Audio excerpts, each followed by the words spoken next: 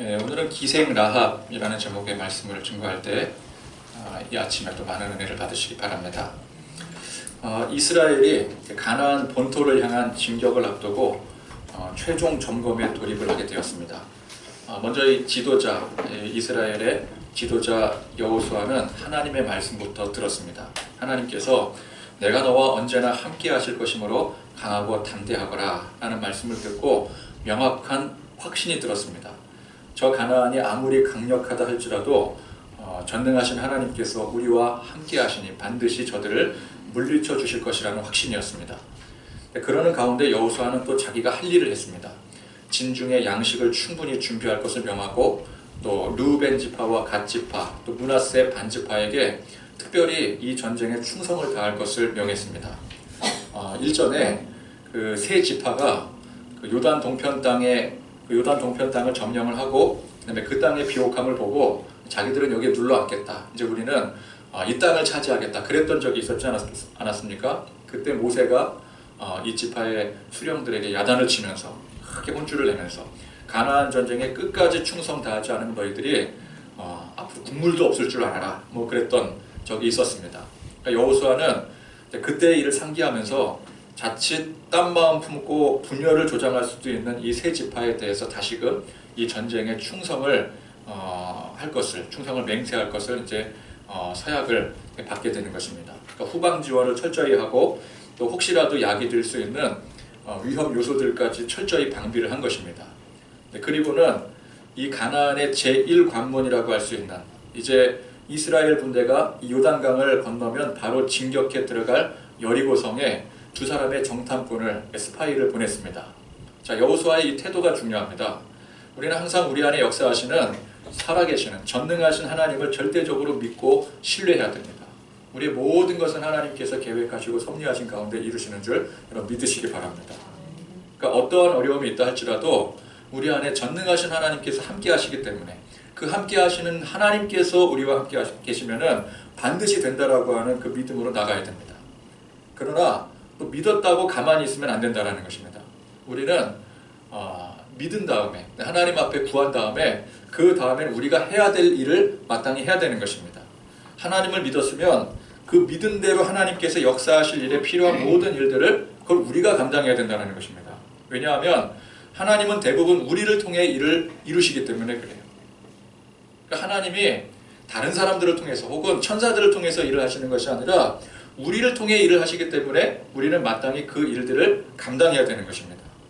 여호수아가 하나님을 믿는다고 했을 때 야, 하나님께서 이 전쟁을 책임져 주신다고? 그럼 하나님께서 알아서 다 하시겠네. 그래서 우리는 요단강 건너서 불구경하듯이 하나님이 전쟁하시는 거 구경하면 되는 게 아니더라는 거예요. 그렇게 하지 않았더라는 것입니다. 우리가 하나님의 군사들이 되어서 진격해 나갈 것이기 때문에 진격해 나가는 그 주체는 우리 백성들입니다. 그렇죠? 그렇기 때문에 그에 합당한 준비를 해야 되는 거예요. 물론 그 전쟁의 책임은 하나님께 있습니다. 하나님께서 책임져 주시고 하나님께서 반드시 승리하게 해주실 것입니다. 그러나 그 전쟁에 나가는 것은 당사자는 우리이기 때문에 우리는 마땅히 그 전쟁에 대한 준비를 해야 된다는 거예요. 그렇죠? 그러니까 여기서 중요한 것은 우리가 해야 할 일에 대한 영역을 잘 파악하는 일입니다. 그럼 우리가 어디서부터 어디까지를 우리가 감당할 일로서 준비를 해야 되는가. 하나님을 믿는다고 해놓고서는 사실은 이 마음속 깊이 하나님을 믿지를 못하는 거예요. 그렇기 때문에 내가 수를 써야 되고 내가 대책을 강구하고 내가 주체가 되어서 하는 일은 결코 하나님의 일이 아니라는 것입니다. 하나님을 믿고 하나님이 주체가 되지만 우리는 마땅히 하나님을 믿었기 때문에 하나님의 그 일에 충성을 다하는 자로서 준비해야 될 일들을 마땅히 준비해 나가야 되는 것입니다. 그러니까 우리는 믿었으면 그 믿음 아래 우리가 해야 할 일들에 충성을 다해야 되는 줄 여러분 믿고 고백하시기를 바랍니다. 자, 이제 두 사람의 정탐꾼이 조용히 요단강을 건너 라합이라고 하는 기생의 집에 유숙을 하게 되었습니다. 근데 이 타국인이 지금 이 두 사람의 정탐꾼은 가나안 입장에서 보면 타국인 아니겠습니까? 이 타국인이 기생의 집에 들어가 유숙을 하는 것은 매우 자연스러운 일입니다. 그죠? 외국인이 기생의 집에 유숙을 하죠. 어디에 유숙을 하겠습니까? 자, 그런데 이 정보가 어디서 샜는지 이스라엘의 정탐꾼들이 간밤에 이 성에 들어와 있다라는 보고가 여리고의 왕에 들어가게 되었습니다. 그러니까 다른 외국인들이면 모르겠지만 이스라엘 사람들이다 그러면 이건 문제가 되는 거잖아요. 지금 이제 여리고성은 이스라엘과 전쟁을 앞두고 있기 때문에. 근데 그 정보가 여리고 왕에게 접수가 된 거예요. 그러니 이제 이 외국인들에 대한 탐문 수사가 이루어지게 되지 않겠습니까? 또 그렇게 수사하는 과정 가운데 간밤에 2명의 그 수상한 외국인들이 라합이라고 하는 기생의 집에 들어갔다더라. 그 정보를 입수하게 된 것입니다. 자, 이제 여리고의 이 군사들이 2사람을 체포하기 위해서 라합의 집을 에워싸게 됩니다. 자, 이 2사람의 정탐꾼이 이제 발각이 될 위기에 처하게 된 거죠. 절체절명의 위기를 맞이하게 되었습니다. 자, 그런데 이 기생 라합이 여리고 사람 아닙니까? 근데 이 라합이 이 위기의 정탐꾼 2사람을 도왔더라는 거예요. 그들을 숨겨주고 병사들에게는 왔긴 왔었는데 이미 돌아간 지 오래다. 다른 데 가서 찾아봐라. 속여서 병사들을 돌려보냅니다. 그러니까 하나님께서 보호하사 이 라합을 통해서 2사람을 지켜주신 거예요.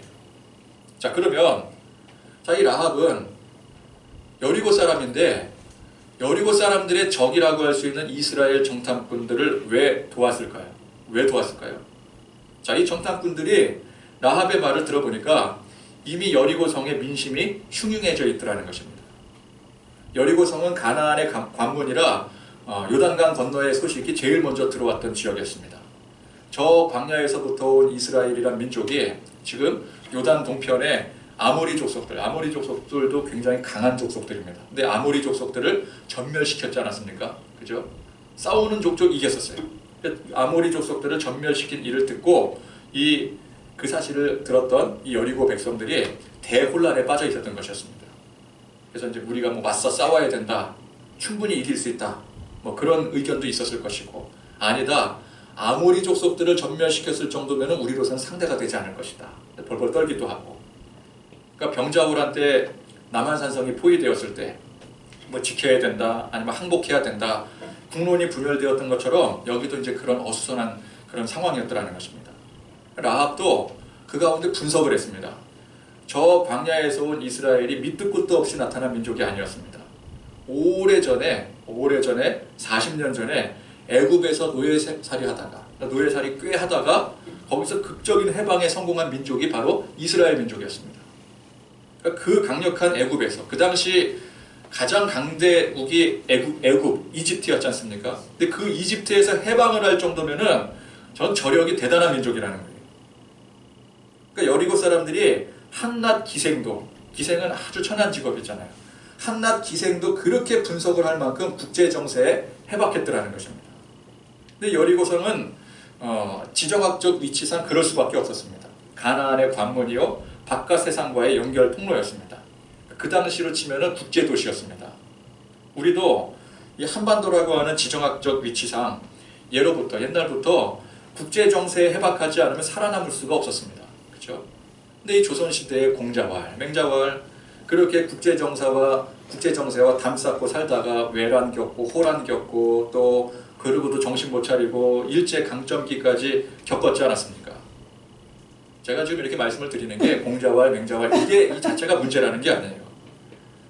성리학의 잘못된 적용이 문제라는 거죠. 이게 또 이제 강단에서 또 다른 종교 비판했다, 그리고 또 신고 들어가면 저는 이제 뭐 잡혀 들어가는 거 아니겠습니까? 그 다른 종교 자체를 무시를 하는 게 아니라 그걸 잘못 적용된 예라고 할 수가 있어요. 조선시대 참 암울한 역사가. 여러분, 우리나라 사람들이 얼마나 정치 및 국제정세에 해박합니까?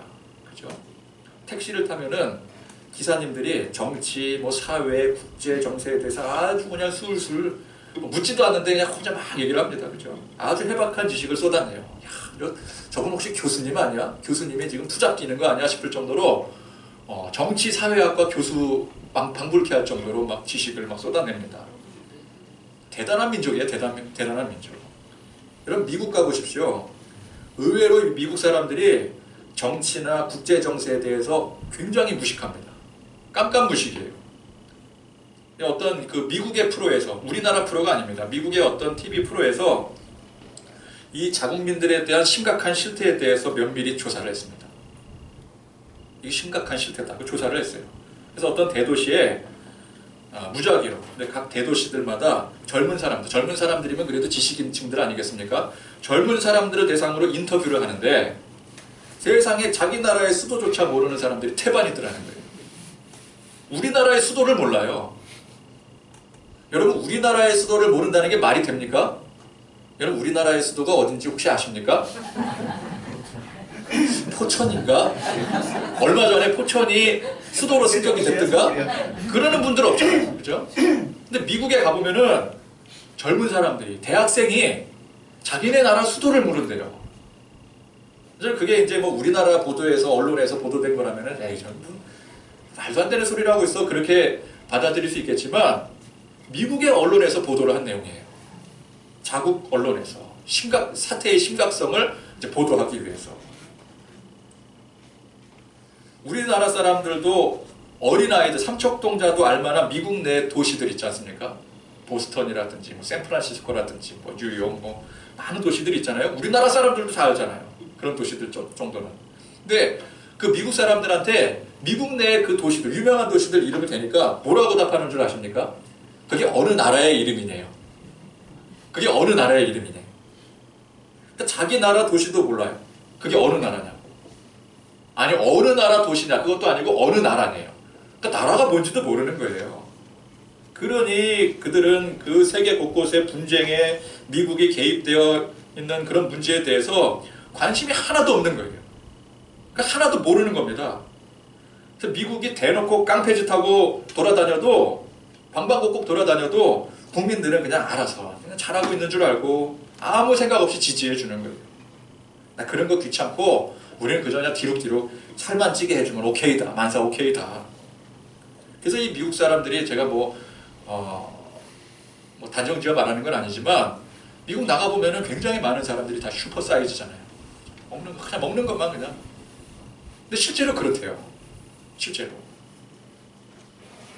근데 사실 미국이 지금은 그러면 안 됩니다. 지금은 그러면 안 돼요. 세상이 바뀌었습니다. 옛날 미국이 아니에요. 옛날 그 호랑이 미국이 아니에요. 지금 국제 정세가 바뀌고 있어요. 그러니까 미국 사람들이 그냥 막 놓고 살면 안 되는 거예요. 여러분, 우리는 인터넷만 들어가 봐도 그냥 특정한 사건에 대해서 열띤 논쟁이 벌어지지 않습니까? 한 가지를 지지하진 않아요. 이쪽 지지하는 내용 들어보면 이것도 맞는 것 같고, 저쪽 내용 지지하는 것 같으면 들어보면 또 그것도 맞는 것 같고, 저것도 맞는 것 같고. 우리 열띤 논쟁을 펼쳐요. 누가요? 초등학생들이. 인터넷 하는 애들이 뭐 초등학생, 중고등학생들 아닙니까? 걔네들이 국제 정세를 놓고 막 열띤 논쟁을 벌인다니까요. 다각도로 분석을 해요. 그러니까 우리는 될 민족입니다, 여러분. 우리 민족에 대한 자긍심을 가지셔야 돼요. 촛불 집회, 또 지금 현재 이제 노 재팬 운동, 노 아베 운동 이런 것들 걱정할 게 없어요. 우리 국민성을 가끔가다 간혹 이제 무시하는 경향들이 좀 있어요. 우리 국민성이 안 돼가지고 우리는 분열되고 안 된다 그러는데, 여러분, 우리 국민성의 또 저력이 이런 데 있는 것입니다. 아무튼 이 라합은 비록 기생이라는 천한 위치에 있었지만 국제 정세를 잘 파악할 줄 아는 지혜로운 여자였더라는 거예요. 고대 시대는 신 중심의 사회 아니었습니까? 그러니까 보통 그렇게 강력한 민족이 딱 등장을 하게 되면은 그 민족의 배후에 있는 신에게 관심을 갖기 마련이겠죠. 그들을 지키고 보호하는 신이 강력하기 때문에 저들이 강력하다. 그렇게 보통 고대인들은 생각을 했습니다. 그러니 라합은 이스라엘의 강력함이 어디에 있느냐? 그들이 믿는 신에게 있다. 그걸 알아차린 거예요. 그들이 믿는 신이 어떤 신이에요? 하나님이시라는 것입니다. 그러니까 하나님이 어떤 분이신지는 모르겠지만 적어도 저들이 믿는 하나님은 대단한 신일 것이다. 그렇게 분석을 한 거예요.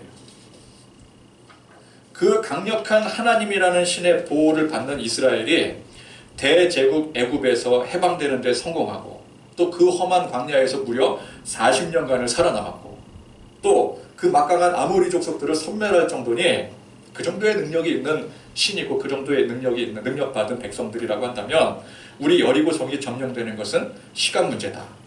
그렇게 본 것입니다. 그러니까 여리고성이 아무리 난공불락의 요새를 할지라도 우리는 저들의 상대가 되지 않을 것이다 라고 이 라합이 분석을 한 겁니다. 자, 그런데 그게 라합만 그렇게 생각한 것이 아니더라는 거예요. 여리고성 내에 꽤 많은 사람들이 그렇게 생각을 했더라는 것입니다. 그래서 그들이 이스라엘이 쳐들어온다는 소식을 듣고 마음이 녹았더라는 거예요. 우리가 저들한테 상대가 되지 않을 텐데 우리는 다 죽었다. 그럼 마음이 녹아버린 겁니다. 자, 그런데 여리고성의 많은 사람들은 그 막강한 이스라엘이 쳐들어오게 되면 우리는 이제 다 죽었구나. 그래서 간담이 서늘해지고 마음이 녹아내림으로 자포자기 상태에 있었지만 라합은 그 상황 속에서 포기하지 않았더라는 거예요. 두 사람의 정탐꾼을 목숨 걸고 숨겨준 것은 이 정탐꾼들을 통해서 반드시 내가 살아야 하겠다는, 살 길을 찾아야 되겠다는 의지가 있었기 때문에 그렇습니다. 라합은 나중에 이제 이스라엘이 여리고성을 점령할 때, 라합은 알았어요. 이스라엘이 분명히 여리고성을 점령할 것이다. 근데 그때에 당신들이 우리 집, 우리 가족을 반드시 기억하고 구원해달라고 요청을 합니다. 왜? 내가 당신들을 구해줬으니까. 당신들 은혜 갚아야 된다. 성을 점령할 때 창문에 붉은 줄을 증표로 매달 것이니 그 붉은 줄을 보고, 증표를 보고 우리를 구원해달라는 거예요. 그리고는 두 사람을 창밖으로 줄을 달아 내려주었습니다. 라합의 집은 여리고 성벽 안에 위치해 있었기 때문에 창밖이 곧 성벽이었습니다. 그러니까 라합은 또 주도 면밀하게 지금 당장 나가면 추격자들에게 잡힐 터이니 저 산에 사흘 동안 숨어 있다가 돌아가면 안전할 것이다. 근데 그렇게까지 또 이야기를 해줍니다. 그러니까 이 라합이라는 사람은, 이 여인은 기생으로 썩을 사람이 아닙니다. 그죠? 분석가요, 전략가요, 지도자급인 사람이었어요. 이런 사람이 지도자가 돼야 되는 거예요. 이제 라합의 도움으로 목숨을 부지하고 이스라엘 진영으로 무사하게 복귀한 이 두 사람의 정탐꾼이 그 여리고성에 있었던 그 자초지종을 여호수아에게 보고를 합니다. 자, 우리가 들어가서 보니까 저 여리고성 사람들이 간담이 녹아 있더랍니다. 저 사람들 지금 다 사기가 땅으로 떨어져 있습니다. 과연 여호와 하나님께서 저 성을 우리에게 주신 것이 맞습니다. 확실합니다. 그렇게 보고를 하는 거예요. 그러니까 여호수아가 여리고성을 정탐하게 한 이유가 무엇이겠습니까? 전략을 수립하기 위해서요. 근데 전략은 하나님께 있습니다. 어차피 전략은 하나님께서 주시는 것이기 때문에 전략 수립을 위해서 정탐꾼을 보내는 것은 사실 의미가 없는 일이었습니다. 그러니까 여리고성 안의 동태를 파악하고 정말 전능하신 하나님께서 우리와 함께 하심을 확인시켜주기 위해서, 또 그것을 이 백성들에게 확인시켜주기 위해서 정탐을 한 거예요. 그러니까 여호수아는 저들을 하나님께서 우리에게 주셨으니 그곳의 백성들이 다 두려워 떨고 있다는 것을 확신을 했습니다. 그 사실을 백성들에게 알려주고 싶었던 거예요. 자, 40년 전에 가데스바네아에서 12명의 정탐꾼들을 이스라엘이 이 가나안 땅에 보냈지 않았습니까? 그때 이제 다 여리고성을 통해서 들어갔을 거라고요. 그때 이제 12명들이 다 복귀를 해서 그 중에 10명이 부정적인 보고를 했습니다. 저 가나안 땅은 우리가 감히 침공할 수 없는 지역입니다. 저들은 어마어마하게 강합니다. 여리고성이 난공불락입니다. 그리고 저들이 연합하면 우리는 잽도 안 됩니다. 저들은 거인입니다. 우리는 메뚜기밖에 안 됩니다. 그렇게 10명이 다 그렇게 보고를 했어요. 사실적인 보고였습니다. 그렇죠? 근데 그로 인해서 이스라엘 전체의 분위기가 초상집 분위기가 되어버렸어요. 이스라엘 백성들 전체가 우리는 다 죽었다고, 우리를 왜 여기로 이끌어 나와서 이 고생을 시키고 결국은 여기서 전멸당하게 만드냐고. 그 10명의 보고 때문에 이스라엘 전체가 다 망가지게 된 거예요. 여호수아는 그때 일을 생각하면서 우리가 하나님을 믿음으로 진격해 나가는 데 있어서, 하나님을 믿고 전진해 나가는 데 있어서 하나님께서 우리와 함께 하심으로 저들은 우리 밥이라고 하는, 그 40년 전에 그러나 저들은 우리의 밥이다. 왜? 하나님께서 우리와 함께 하시기 때문에. 그렇게 고백했던 그 두 사람 중에 한 사람이 여호수아였지 않았겠습니까? 근데 그 고백을 해야 되는데, 그 신앙적인 고백과 결단과 그 사기 진작이 있어야 되는데 그때 그게 없었던 거예요. 40년 전에. 그래서 40년 동안 하나님의 진노의 그 징계를 받아서 결국은 여리고성에 들어가지도 못하고 가나안 땅 점령하지도 못하고 40년 동안 무려 그 광야에서 헤맨 것 아니겠습니까? 그러니까 여호수아에게 있어서 무엇보다도 지금 전쟁에 앞서서 이 백성들이 하나님을 믿고 자기가 고백했던 것처럼 저들은 우리의 밥이다 라는 이 신앙적인 고백과 결단, 그 사기 진작이 무엇보다 중요하다고 생각을 한 겁니다.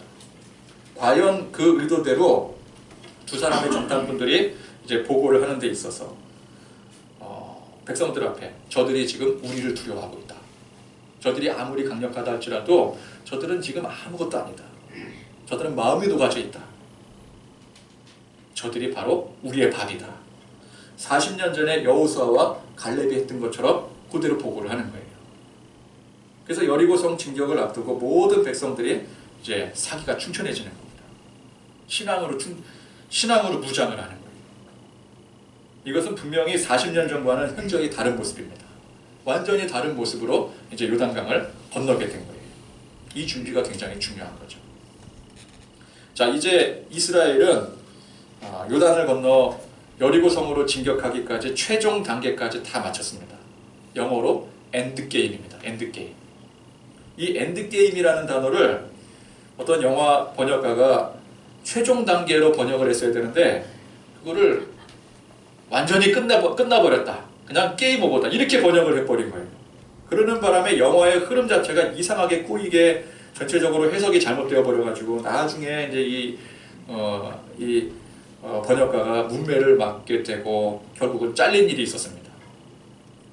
40년 전에 가나안 정탐은 그야말로 게임 오버였죠.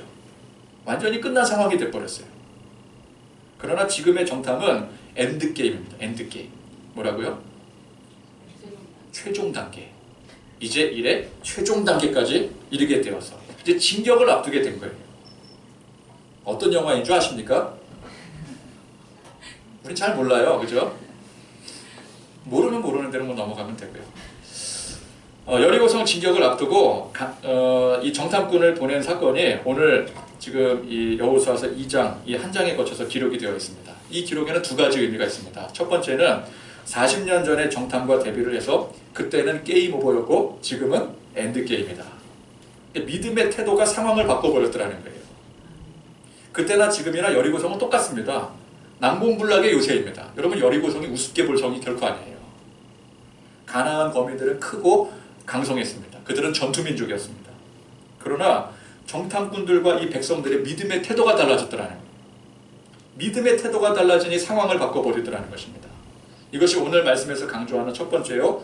두 번째는 제가 오늘 좀 더 포커스를 맞추고자 하는 부분은 이 라합이라고 하는 한 여인에 대한 소개입니다.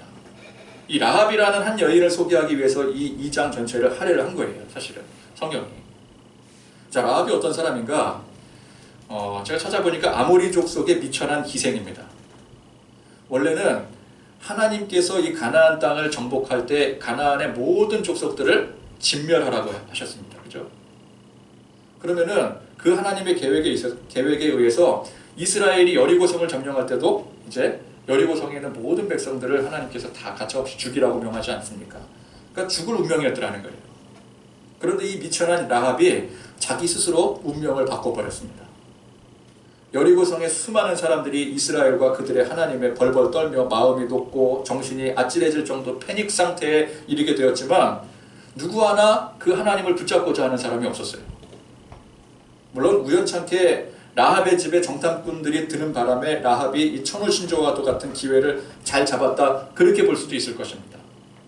그러나 여러분 통상적으로 자 예를 들어서 우리가 이제 여리고 사람들이 우리가 여리고성 사람들이고 저 밖에는 이제 이스라엘 사람들이 진을 치고 있습니다. 그런데 그 이스라엘의 스파이들이 우리 집에 들어온 거예요. 우리 집에. 우리 집에 들어와 있을 때 이제 발각이 되지 않습니까? 그래서 이제 뭐 그 군사들이 다 이제 우리 집을 포위해가지고 그 정탐꾼 내놔라. 그러고 있다면은 100이면 100 벌벌 떨며 그 정탐꾼을 내어주게 됩니다. 그죠? 여러분 어떻게 하시겠어요? 숨겨주겠습니까? 내어주겠습니까? 적군인데. 당연히 내어주겠죠. 통상적으로. 지금 밖에 있는 적들 때문에 벌벌 떨며 간담이 녹은 사람들이 지금 당장 스파이들 내놓지 않으면 너희들 죽을 줄 알아라. 그 살기등등한 병사 앞에 어떻게 하겠습니까? 누구라도 그 두 사람의 정탐꾼을 내어주는 거예요. 그렇게 되면 천울신조고 뭐고 기회고 뭐고 없어지는 것 아니겠습니까? 그런데 라합은 그런 생명의 위협 속에서도 그 두 정탐꾼들을 숨겨주는 초강수를 두었더라는 거예요. 목숨을 걸고 한 일이었어요. 여러분 아무 집에나 이 정탐꾼들이 들어간다고 누구나 다 숨겨주는 게 아닙니다. 기회는 아무나 잡는 게 아니라는 거예요. 그러니까 라합은 나한테 찾아온 이 기회가 천우신주의 기회다. 이게 정말 중요한 기회다. 이 기회를 붙잡지 않으면 나는 안 된다. 절대 이 기회를 저버릴 수 없다는 의지적인 결단이었습니다. 여기서 죽으나 저기서 죽으나 매 한 가지 아니겠습니까? 그렇죠? 그러니까 어차피 죽을 거면은 그 가운데 한 가지 살 길이 있다면 그 살 길을 붙잡는 게 그게 지혜인 거예요. 세상에서 살다 죽으나 뭐 어차피 우리가 죽는 거 아니겠습니까? 그러나 살 소망이 있다면 우리는 붙잡아야 되는 거예요. 십자가의 소망이 있다면 우리가 그 십자가를 붙드는 것이 그것이 지혜인 줄 믿으시기 바랍니다. 결국 여리고성이 점령당할 때 여리고성에서 유일하게 살아남은 사람들이 바로 라합과 그의 가족들이었습니다. 외에는 다 죽었어요. 그녀의 목숨을 건 그 결단이 그녀의 목숨과 더불어서 가족의 목숨까지 살리게 된 것입니다. 라합은 비록 미천한 기생이었지만 또 이스라엘의 입장에서 볼 때는 가차없이 진멸해야 될 그런 이방인이었지만 그가 하나님의 전능하신 능력을 믿었고 원래부터 하나님을 믿었던 사람은 아니었지만 이스라엘 분석을 하다 보니까 하나님을 알게 되고 어쨌든 하나님의 능력을 알게 되고 믿게 된 거예요. 그래서 그분을 선택함으로 그 귀한 생명을 보존할 수 있었던 것이었습니다. 또 그것으로 끝난 게 아니었습니다. 라합이 나중에 살몬이라고 하는 유다 지파의 남자와 결혼을 하게 됩니다. 어떤 해석에는 이 살몬이 바로 그 두 사람의 정탐꾼 중에 한 사람이었다. 뭐 그렇게 하는 경우도 있는데 그건 정확하지 않은 얘기고 어쨌건 중요한 건 이 살몬이 누구를 낳느냐라는 거예요. 라합과 결혼을 해서 누구를 낳았느냐 보니까 보아스를 낳았습니다. 보아스가 누구입니까? 룻의 남편. 그러니까 보아스가 나중에 이방 여인 룻의 남편이 되고 또 보아스와 룻 사이에서 낳은 아들이 오벳이고 또 오벳의 아들이 바로 이새입니다. 이새가 누굽니까? 다윗의 아버지예요. 그러니까 다윗의 조상이 되는 거예요. 그리고 다윗은 쭉 그 다음에 24대를 거쳐서 예수님이 탄생을 하게 되는 겁니다. 예수님의 조상이 되는 거예요. 그래서 마태복음 1장에 보면은 우리가 마태복음부터 이제 신약부터 읽어야지 마태복음 1장부터 읽을 때 마태복음 1장에서 덮는 사람들이 종종 발생하지 않습니까? 왜? 재미없는 족보가 계속 나오게 됩니다. 누가 누구를 낳고 누가 누구를 낳고 뭘 그렇게 이렇게 낳아댔는지. 그렇죠? 근데 예수님의 족보장입니다. 이 마태복음 1장이. 예수님의 족보를 소개하는 장에서 아브라함부터 시작을 해요. 아브라함부터 시작을 해서 이삭, 야곱, 유다, 베레스, 헤스론, 람, 아미나답, 나손 그 다음이 살몬이에요. 살몬이 누구라고요? 오늘 이 라합의 남편입니다. 그리고 그 기록이 어떻게 되어 있냐면은 살몬은 라합에게서 보아스를 낳고 여기서 라합의 이름이 마태복음 1장에 다시 등장을 하게 돼요. 그러니까 이전까지는 유다가 나올 때 다말이라는 여자가 한번 등장을 하고 그 다말이라는 여자의 이름을 제외하고는 여자의 이름 자체가 언급이 되질 않습니다. 여러분 우리나라의 족보에도 여자의 이름들이 언급이 안 돼 있잖아요. 그죠? 그 옛날에도 마찬가지입니다. 족보의 이름에 여자들의 이름이 언급이 되는 예가 없어요. 그런데 그 예를 깨고 몇몇 여인들이 등장을 하게 되는데 그 첫 번째가 다말이고 두 번째가 라합입니다. 그리고 보아스는 룻에게서 오벳을 낳고 여기서 또 룻이라는 여자가 등장을 하게 되죠. 그다음에 오벳은 이새를 낳고 이새는 다윗을 낳으니라. 여기서도 이제 룻이라는 이름이 나오게 되고요. 그리고 다윗서부터 쭉 예수님의 아버지 요셉에 이르기까지 여인의 이름이 단 한 명도 나오지 않다가 요셉을 설명하는 데서 누구? 마리아가 나오고요. 그러니까 마태복음 1장에서 이제 아브라함부터 예수님까지 총 42대거든요. 이 42대를 기록하는 가운데 여자들의 이름이 단 4명이 등장을 하는데 다말, 라하, 룻, 마리아 이 4사람입니다. 이 4명 중에 한 명이 바로 오늘 이 라합이라는 거예요. 예수님 족보에 대단히 영광스러운 이름으로 남게 되었더라는 것입니다. 라합은 성경에서 큰 축복을 받은 여인 중에 한 사람입니다. 원래는 어떤 사람이었어요? 미천한 여인이었습니다. 그 시대의 최악의 조건을 갖춘 사람이었습니다. 최악의 조건은 다 갖춘 사람이었어요. 여자. 물론 여기 계신 우리 여성분들 기분 나쁘시겠지만 그 시대에는 그랬어요. 여자로 태어난 게 왼수였어요. 또 이방인, 거기다가 기생. 그 유대인들의 기도 중에서 3가지 감사가 있다고 하지 않습니까? 첫 번째, 여자로 태어나지 않게 해주셔서 감사합니다. 기가 막힌 일이죠. 두 번째, 이방인으로 태어나지 않게 해주셔서 감사합니다. 세 번째, 노예로 태어나지 않게 해주셔서 감사합니다. 이 세 가지 감사 기도를 해요. 남자들이.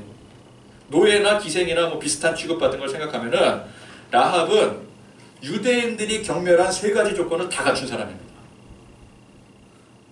그죠? 참 억센 인간이죠. 억센 운명을 가진.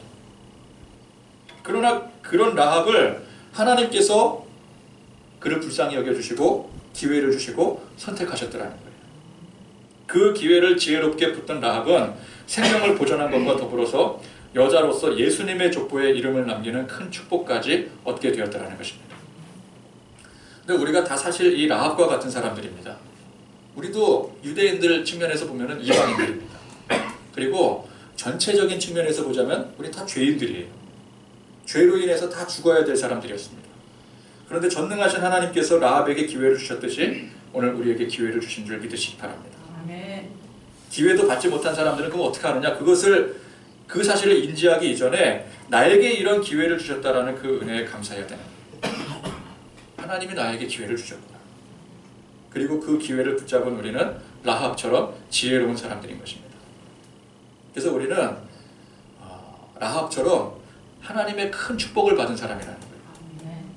생명의 구원과 더불어 이 땅에 주님의 명령에 순종하여 사명 감당하여 각자 족적을 남길 수 있는 특권, 마치 라합이 예수님의 그 족보에 족적을 남겼던 것처럼 우리도 이 세상의 삶 속에 족적을 남길 수 있는 그런 특권을 얻게 되었습니다. 나중에 천국 가서 주님 만날 때 잘했다, 착하고 충성된 종아, 주님 앞에 인정받고 상급받는 그런 사람들이 될 수 있었더라는 거예요. 그래서 우리는 여리고성 사람들처럼 두려워 떨지 않아도 됩니다. 세상에 주눅 들고 두려워하며 간담이 녹아내리지 않아도 되는 것입니다. 모세나 여호수아처럼 위대한 지도자만이 하나님의 사람이 아니더라는 거예요. 오늘 말씀의 포인트는 여호수아에게 있는 게 아닙니다. 물론 두 명의 정탐꾼도 있지만 오늘 말씀의 핵심 포인트는 주인공은 라합이에요.